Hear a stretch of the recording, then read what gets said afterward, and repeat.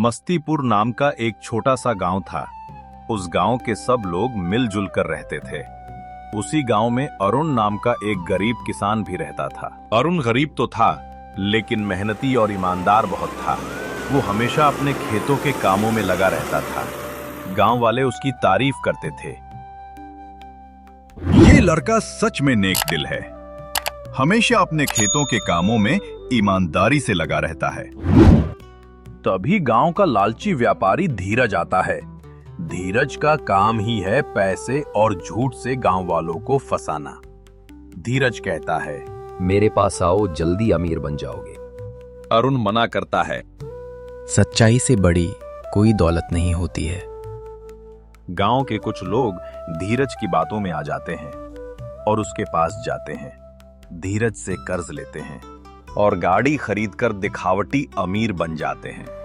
फिर अरुण के पास आते हैं और उसका मजाक उड़ाते हैं। अरुण, तेरे मेहनत का कुछ नहीं हो सकता। देख, मैं अमीर बन गया। तुम भी अगर धीरज का बात मान लेते तो मेरे साथ गाड़ी में घूमते।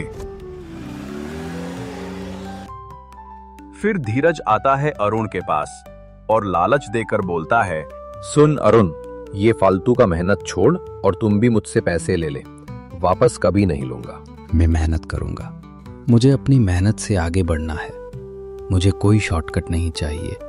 धीरज नाराज होकर वापस चला जाता है। सब अरुण से दूरी बनाने लगते हैं। फिर अरुण अपने खेत पर जाता है और उदास होकर बैठ जाता है।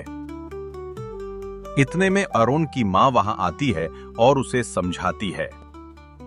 बेटा, सच्चाई की राह कठिन होती है। तुम्हें तुम्हारे मेहनत का फल एक दिन जरूर मिलेगा। बस हिम्मत रख और ईमानदारी से अपना काम कर। अरुण फिर से अपना काम पूरी मेहनत से करने लगता है। कुछ दिनों बाद गांव के जो लोग धीरज से कर्ज लेते हैं, वो गांव के चाय दुकान पर बैठे होते हैं। तभी धीरज वहां आता है और बोलता है, तुम लोगों ने जो मुझसे कर्ज लिया, उसके बदले अपनी अपनी जमीन मेरे नाम पर करो शांति से, नहीं तो मैं तुम लोगों को बर्बाद कर दूंगा। धीरे धीरे कई परिवार परेशान हो जाते हैं। गांव का माहौल बिगड़ जाता है। गांव के सब लोग एक साथ बैठकर विचार करते रहते हैं कि अब क्या होगा। तभी अरुण वहां आता है और बोलता है, मैंने पहले ही मना किया था, लेकिन तुम लोग मेरी बातों का मजाक बनाया। अब भी कुछ नहीं बिगड़ा है, मेरी बात मानो। चलो धीरज पर कानूनी कार्रवाई करते हैं। लोग अरुण की बात पर ध्यान नहीं देते हैं। धीरज और ताकतवर बनता जाता है और गांव में आकर लोगों को परेशान करता है। अरुण शांति से बैठकर सब देखता है और अपना काम मेहनत से करता है। धीरज अरुण के मेहनत का मजाक उड़ाता है। तुम्हारा कुछ नहीं हो सकता है अरुण, बस लगे रहो कामों में।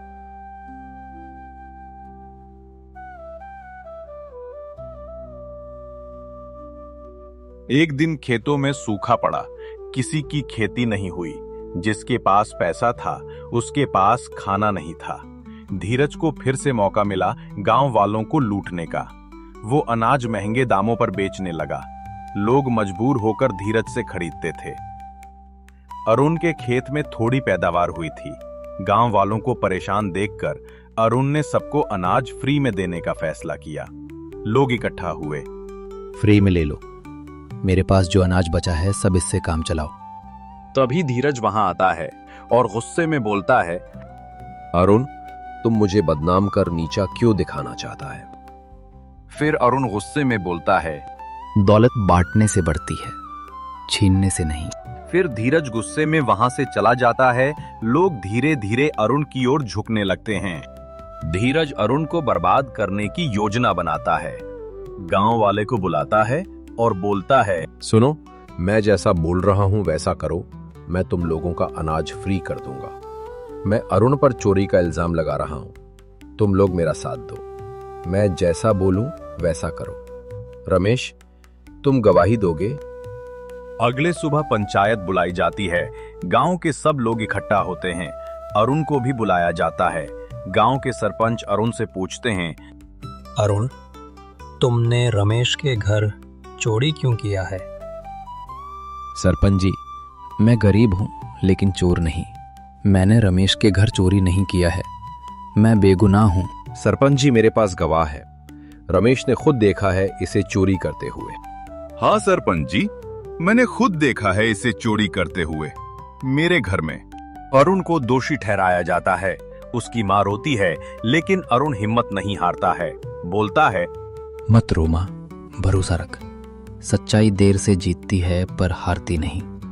तभी अचानक गांव का एक बच्चा आता है और बोलता है, चाचा, मैंने धीरज चाचा को देखा है रमेश चाचा के घर में चोरी करते हुए।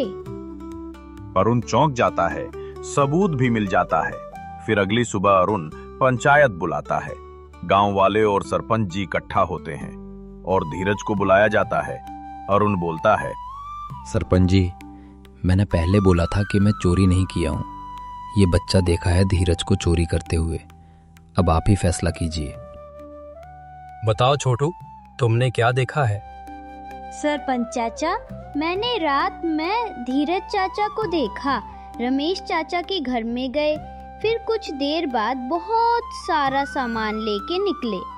इधर उधर देखा, फिर चले गए। फिर धीरज और रमेश ने अरुण से हाथ जोड़कर माफी मांगा। पंचायत धीरज को दोषी ठहराया। धीरज की इज्जत मिट्टी में मिल गई। फिर अरुण ने बोला, गलती करने वाले को माफ करना भी जरूरी है। गांव वाले अरुण के स्वभाव से प्रभावित होते हैं। अरुण फिर से सबका हीरो बन जाता है। गांव में स्कूल नहीं होने के कारण बच्चे पढ़ नहीं पाते हैं। अरुण बच्चे को पढ़ाना शुरू करता है। लोग अरुण से और खुश हो जाते हैं। धीरज अकेला और दुखी हो जाता है।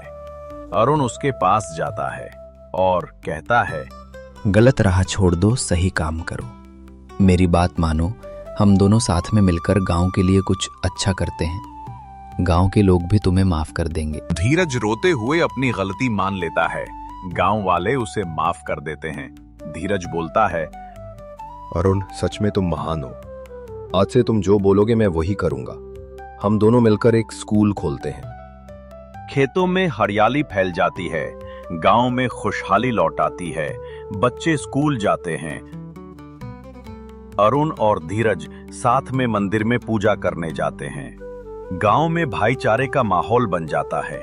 धीरज और अरुण के पास सरपंच जी आते हैं और बोलते हैं, अरुण, तुम सच में महान हो। तुम्हारे सोच से ही गांव का माहौल बदला है। सरपंच जी, सच्चाई और मेहनत से बड़ी कोई ताकत नहीं है। अरुण के बातों पे सब लोग तालियां बजाते हैं। अरुण गांव का आदर्श बन जाता है। धीरज सच का साथी बन जाता है। गांव के लोग कभी भूखा नहीं सोते हैं। अरुण और धीरज मिलकर अनाज का भंडार सबके लिए खोल देते हैं। बच्चे खेलते और पढ़ते हैं। बुजुर्ग संतुष्ट होते हैं। गांव की औरतें अरुण की मां को आशीर्वाद देती हैं। अरुण की मां बोलती है, मेरे बेटे जैसा भगवान सबको बेटा दे। बहुत मेहनती और ईमानदार है मेरा बेटा। और भी लोगों को मेरे बेटे से सीखना चाहिए। अरुण नम्रता से झुकता है। गांव वाले कहते हैं, तुम हमारे हीरो हो। एक यात्री गांव में आता है। वो अरुण से कहता है, अरुण, मैं तुम्हारी कहानी सुनकर तुमसे मिलने आया हूं। तुम सच में महान हो। सब लोगों को तुमसे सीखना चाहिए। अरुण मुस्कुराता है और जवाब देता है, इंसान को हमेशा सच बोलना चाहिए और सच्चे मन से मेहनत करना चाहिए और गांव वालों के साथ ईमानदारी से रहना चाहिए। सब लोग सिर हिलाकर हामी भरते हैं। गांव में शांति और प्यार का माहौल बन जाता है। अरुण आकाश की ओर देखता है और बोलता है, धन्यवाद प्रभु, सब आपके कृपा से हुआ है।